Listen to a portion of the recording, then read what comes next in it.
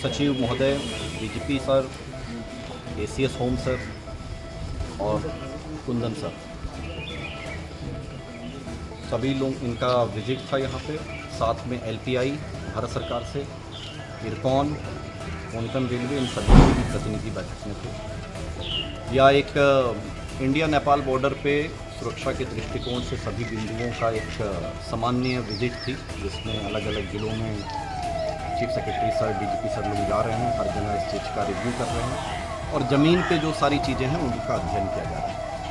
तो एसएसबी का भी रिव्यू किया गया है और सारे बिंदुओं के एक एक चीज़ों का देखा गया है।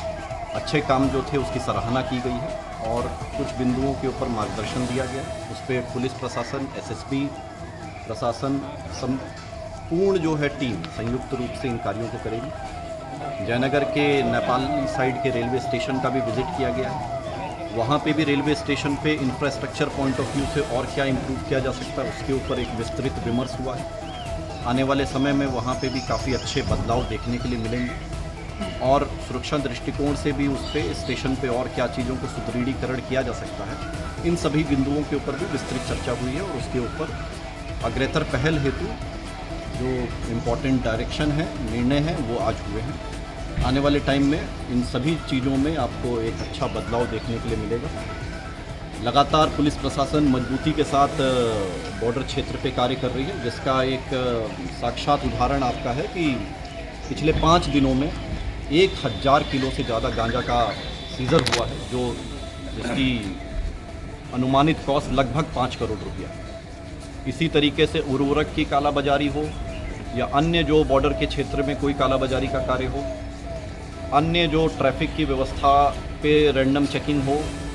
एस ड्राइव हो, जो एक क्रिमिनल्स की लिस्ट है जो अगर इस पूरे बॉर्डर क्षेत्र पे सक्रिय हैं, उनके ऊपर विस्तृत तरीके से ढंग से उनका अनुसंधान होना और हम लोग स्पीडी ट्रायल में लेके उन सभी को कन्विक्शन के स्टेज तक पहुंचाने का कार्य करने जैसी विस्तृत जो है बिंदुओं के ऊपर भी आज बात हुई और हम लोग लगातार पुलिस प्रशासन, जिला प्रशासन, प्रोसिक्यूशन सेल सभी जो है इसके ऊपर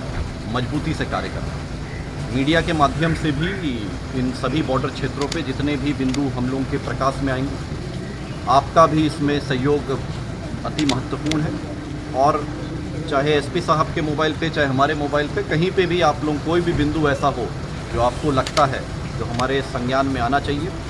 आप सभी डायरेक्टली व्हाट्सएप कर सकते हैं। जितनी जल्दी आपके माध्यम से हमारे कोई भी बिंदु संज्ञान में आता है, इसके ऊपर त्वरित कार्रवाई की जाएगी और कोई भी बिंदु को सिर्फ एक दृष्टिकोण से नहीं देखा जाएगा, उसके सभी आयामों को लिया जाएगा। अगर कोई एक केस है तो उसमें कॉमर्शियल टैक्सेस के बिंदु, इनकम टैक्स के बिंदु, ईओयू के बिंदु, बैक एंड उसके लिंकेज, फ्रंट एंड लिंकेज, सभी लिंकेजेस को जोड़ते हुए एक संपूर्ण, जिसको हॉलिस्टिक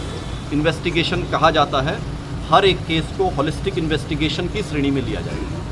तो ये सभी आज एक अच्छा दिन था जयनगर के लिए और आने वाले टाइम पे जो कुछ और अच्छे प्रोजेक्ट्स हैं जयनगर पे जल्द से जल्द जो है इसको अमली जामा पहनाया जाएगा और आने वाले टाइम पे जयनगर को और विकास के लिए उठाया जाएगा और पूरे हमारे 135 किलोमीटर का जो इंडिया नेपाल बॉर्डर है मधुबनी का, जो कि one of the biggest India Nepal border है हमारा, उस पर वाइब्रेंट विलेज भी जो हमारे जितने हैं 286 वाइब्रेंट विलेज को चिन्हित कर लिया गया है पूरे इस 135 किलोमीटर में। उन सभी वाइब्रेंट विलेज में भी अन्य जितनी योजनाओं को चिन्हित किया गया है कि हम लोग उन गाँव को देश के प्रथम गांव के रूप में किस तरह से विकास उसका किया जा सकता है, उस दृष्टिकोण में भी उन योजनाओं को सैंक्शन कराते हुए ज़मीन पर उतारा जाएगा। इन सभी गाँवों के जो पंचायत जो पड़ते हैं, उन पंचायतों में जो ग्राम सभा होगी, जो उनकी स्टैंडिंग कमेटी की मीटिंग है और जो उसके विकास के जो भी उस पर डिस्कशन है, उसमें एसएसबी को भी सेक्शन 25 बिहार पंचायती राज एक्ट 2006 के तहत एक स्पेशल मेंबर के रूप में सभी पंचायतों में नियुक्त कर दिया गया, ताकि एसएसबी भी इन गाँव के विकास में एक इंटीग्रल पार्ट के रूप में कार्य करे